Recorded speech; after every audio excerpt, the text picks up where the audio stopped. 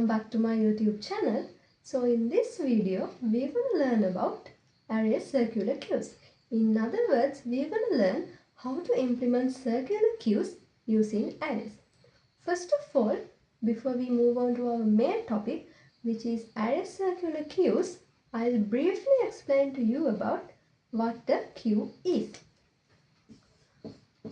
So simply put, we can say that a queue is a collection of elements where we can insert elements from one end and we can remove elements from the other end. Most importantly, queues follow the principle of FIFO principle. So what does FIFO mean? FIFO means first in, first out. Since these queues follow this principle, they usually insert elements from the back, from the end of the queue, and remove elements from the front of the queue. For an example, let's take a ticket counter. There are people in a queue to get the service from the ticket counter, and this is the end and this is the front. Suppose I also want to join this queue. So in order to join this queue, I have to join this queue from the end. And when the first person gets the service from the ticket counter, he will leave this queue as well. So joining this queue happens from the end and leaving this queue happens from the front. So this person is the person who came first, and since this is a queue, and so therefore this person leaving the queue first. So inserting an element and a queue also acts just like this. When inserting element from the end, we call it as end queue. And removing elements from the front, we call it as B queue. So we can represent a queue like this. Suppose this is my queue. This is my rear. Rear means the end. And this is my front. And if I want to insert an element to this queue, I'm going to do it from the rear. So thank you. And if I'm going to remove an element from this queue, it happens from the front.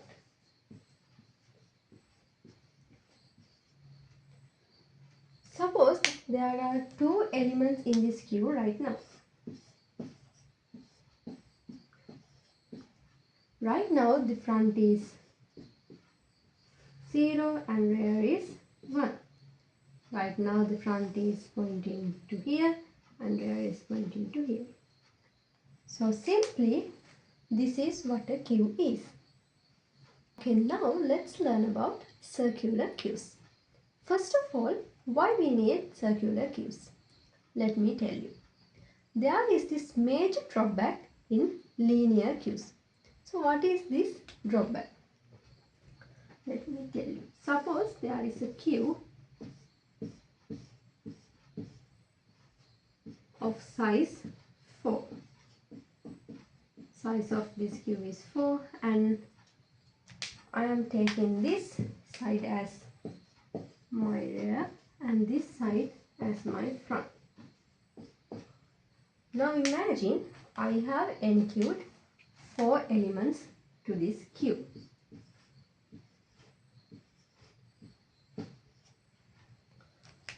Right now front is 0 and rear is 3. Front is pointing to here and now rear is pointing to here. Now this queue is full. right? So the rear is 3, that means the size minus 1, that is the condition, and that means this queue is full. We cannot call the NQ function, it's not possible. So suppose I'm gonna call the DQ function. Once I call the DQ function, DQ operation, since this follows the FIFO rule, DQing happens from the front. So this value gonna be a garbage value and it's not gonna be in the queue anymore. So now this value is no longer here, and right now front points to here and front is 1. But rear is still 3. Now as you can see, there is this empty space in this queue. Since there is this empty space in this queue, we are going to call the NQ function. So can we NQ an element here?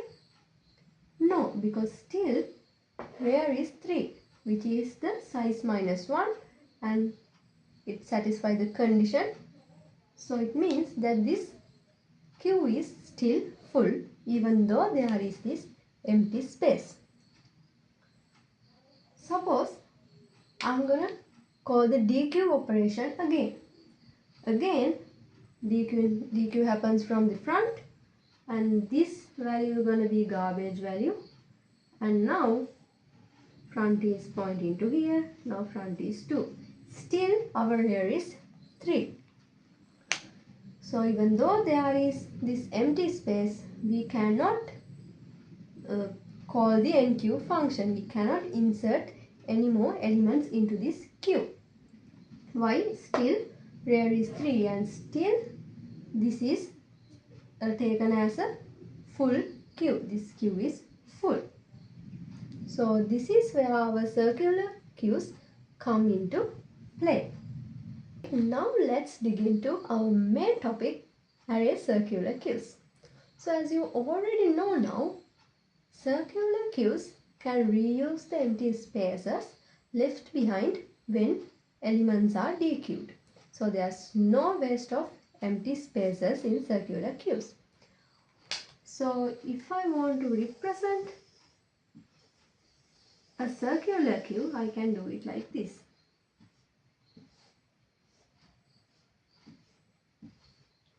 This is a circular queue of size 6. Simply, this is how we can represent a circular queue. Okay, now let me show you how circular queues overcome the drawback in linear queues. I will show you in a simple way. Suppose there is a queue, circular queue,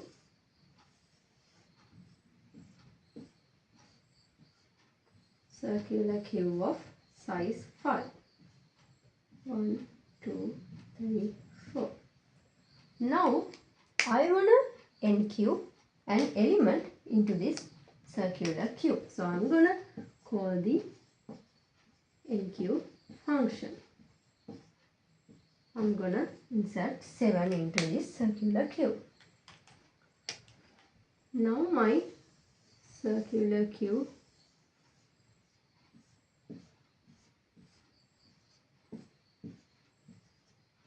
So now 7 is NQ'd into this circular queue.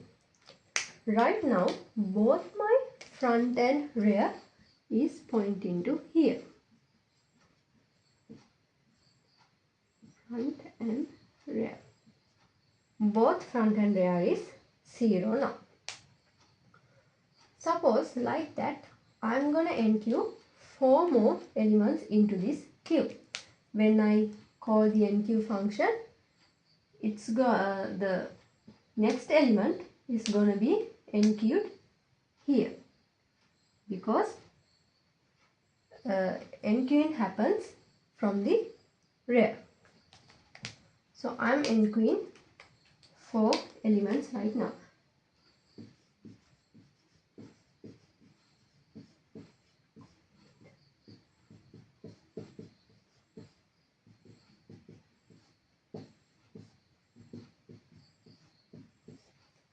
So now my circular queue, after including all these elements, my circular queue gonna be like this. So 7 is already there. Next I have called 8 minus 10, 5 and 1. Right now my front is 0 and my rear is pointing to here and it's 4. Front is 0. Now this circular queue is full, as you can see. So if I call the NQ function again, it doesn't happen because the circular queue is already full. Suppose now I am going to call the DQ function. Once I call the DQ function, which element is going to be removed from the queue? This element is going to be removed from the queue because dequeuing happens from the front of the queue. So now this is the current state of our circular queue after calling the DQ function once. So now I want to call the NQ function. Let's say I want to insert minus 3 into this circular queue. Now can we do this operation here? Yes, of course, because this is a circular queue. Unlike linear queues, circular queues can utilize the empty space.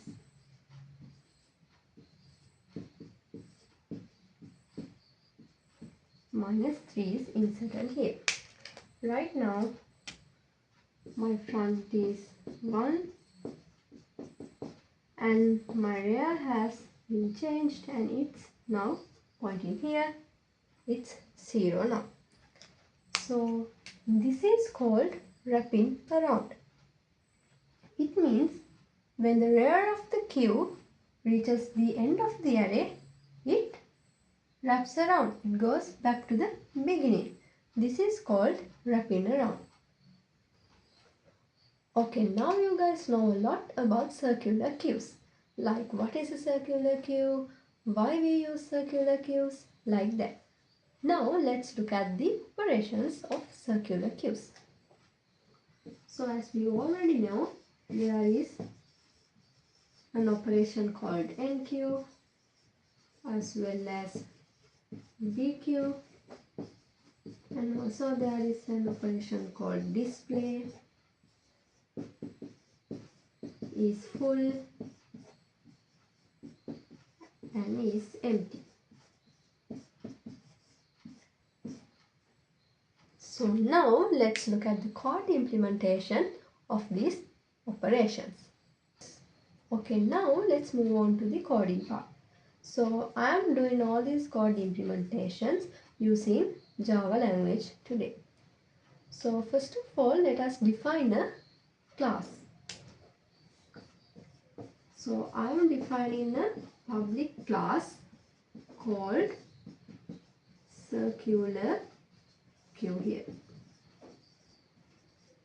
Inside this class, I am declaring an integer array called queue to hold our elements. Also, I am declaring some variables called front, rear and size. Next, I'll write a constructor for this circular queue class which takes the size of the queue as a parameter. So then we are assigning the value of this size to our variable in the class. Next we are assigning the value of this size to our queue.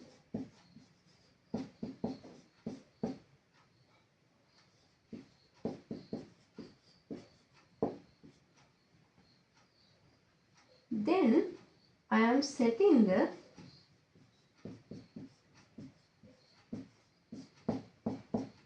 setting rear and front variable value to -1. So now this is our class. So now we are gonna write the enqueue method inside our circular queue class.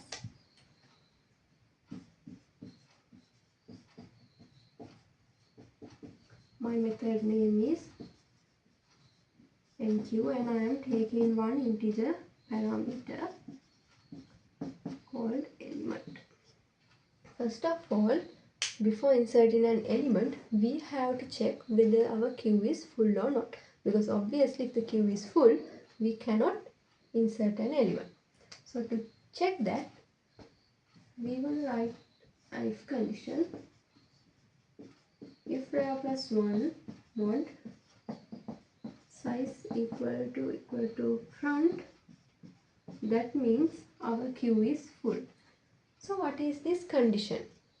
Before moving on with the rest of our enqueue method, I will break down this condition first. So I am taking an example. Suppose we have a circular queue and the size of this is 5. In this currently the front is 2 and the rear is 1. So if I logically represent it, this will be our circular queue right now. So to check whether this queue is full or not, we are gonna use these numbers in this equation. So right now rear is 1 plus 1 mod size. Right now the size is 5. Size of our queue is 5. Front is 2. So 2 mod 5 is equals to 2. That means, so this means, according to our condition, this means our queue is full. So this means that if we insert another element right now, rear would collide with the front and rear would collide with the front, and that means we cannot insert any more elements here. The queue is full. So this is what this condition means. So I hope you guys understood this condition now. So let's move on with the rest of our enqueue method. So if our queue is full, we're gonna print a message. You can print anything. I'm gonna print queue is full and I'm gonna exit the method. If the queue is not full, we are gonna check if the queue is empty or not. So to do that, we're gonna check if the front is equal to -1. So this means here this is a queue. So if front is equal to -1, that means front is pointing to here. That means our queue is empty. There is no element in this queue. So if the queue is empty, we are gonna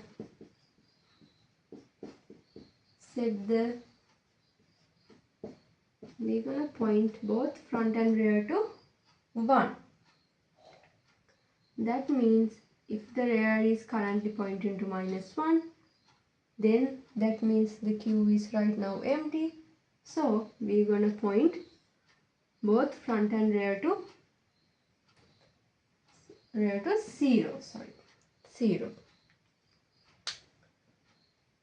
So if not else,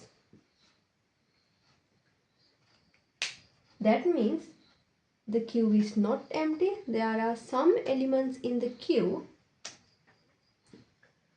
We're gonna use this condition.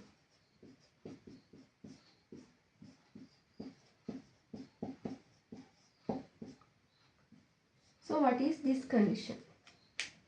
Just like we use rare plus plus in normal linear queues, we use this condition to calculate the next position. Rare plus 1 mod size gives the next position of the element. So this checks whether the queue is empty. If the queue is not empty, it means there are some elements in the queue. So if there are some elements in the queue, we use this condition to find the next position of the next element we're gonna insert. After checking all these conditions, we're gonna assign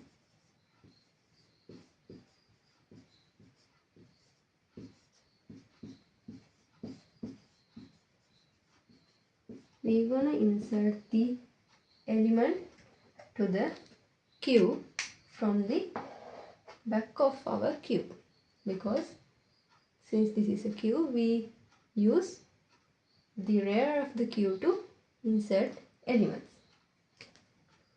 So this is our enqueue method. Now let's write the dequeue method.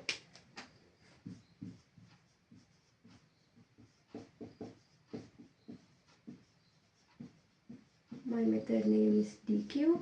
So what this dequeue method does is that it removes the element at the front and returns the element as well.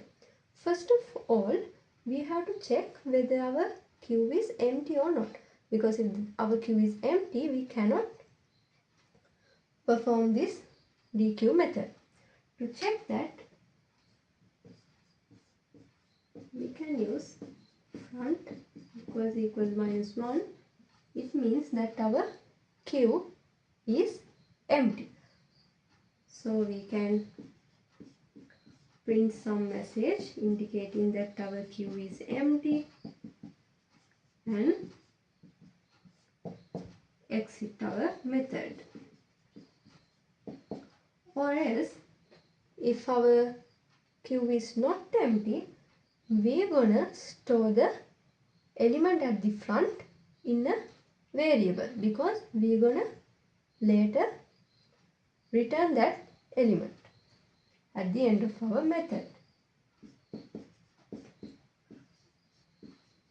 So my variable name I'm taking as element, and I am storing the element at the front in this variable. Right now, what we have to do is we have to update the status of this queue now. So we have two possible situations here. One is there is only one element left in the queue. The second situation is there are more than one element in the queue.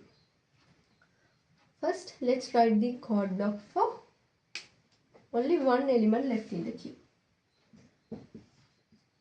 We can check that like this. If front equals to red, that means there is only one element left in this queue now, because front is equal to red. That means the queue has only one element left. Then we gonna set both front and rear to -1, indicating that now the queue is empty, because both front and rear is -1.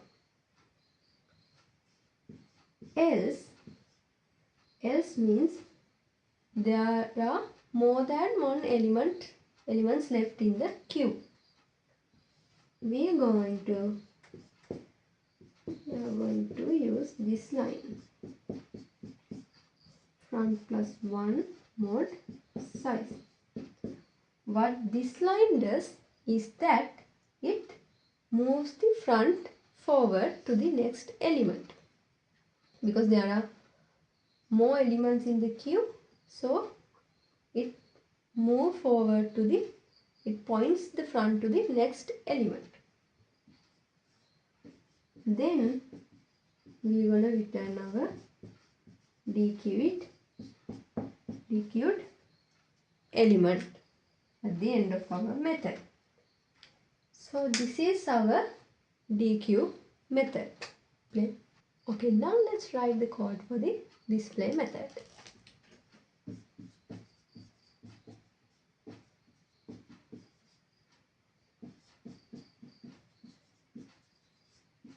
So what this display method does is that it prints all the elements in the queue from front to rear. First of all, we have to check whether our queue is empty or not.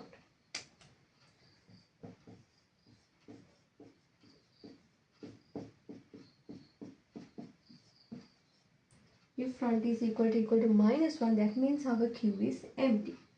So we are gonna print a message indicating that the queue is empty and exit the method. Else, if the queue is not empty, let's print a message like queue elements just before printing our elements. Okay. Next, we can print our elements. First, let's initialize a loop variable, and we'll initialize a loop variable called I to the current index at front. Now we can use a while loop to print all the elements.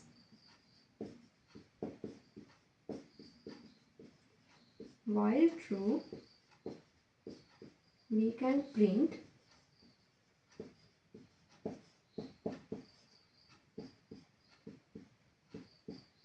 the element at the index I. Now, if I equals to rear, that means I has reached the end of the queue. Then we are gonna stop the loop. Okay. So we are going to stop the loop once we have printed all the elements from front to rear, which means I is equal to rear. Or else, if there is a wrapping around situation like a circular behavior, we can use this line to go to the beginning of the queue. Then, so now all the elements have been printed and all the conditions have been checked. So now our display method is also completed. So that is all for this video. I hope you guys have learned something about array circular queues, and also thank you very much for watching this video, and stay tuned for more videos like this.